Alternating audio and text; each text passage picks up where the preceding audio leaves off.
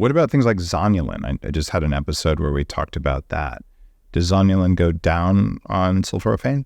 We haven't measured that directly, Okay. so we don't know that answer, but it does tighten tight junctions. Okay. And in many cell types, you can do any form of NRF2 induction will tighten tight junctions.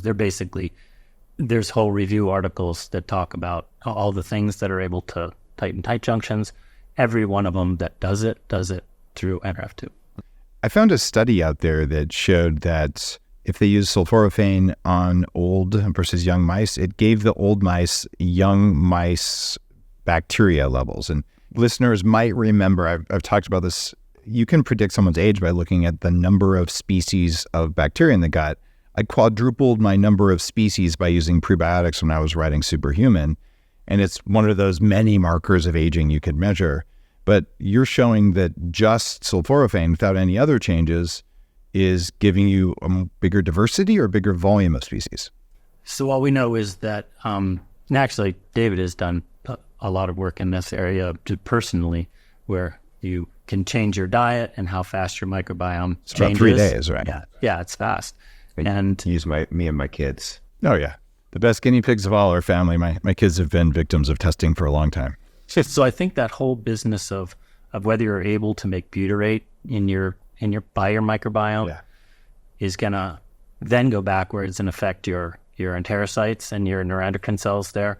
And so all of those, there's multiple layers there, and they're all talking to each other. But I think that the really great part about that is if you just tighten the tight junctions, some of the inflammation that's getting sensed by your gut-associated lymphoid tissue is calmed down, and then the microbiome without the inflammation there changes pretty dramatically. And then you start getting these feedback and forth.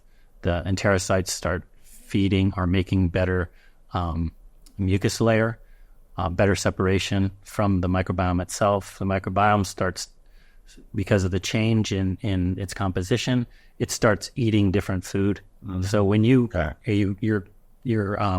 introducing the foods that will change your microbiome, your indigestible fibers and your phytonutrients in general will be started to acted on by the microbiome, and so that snowball effect starts, and it starts pretty fast.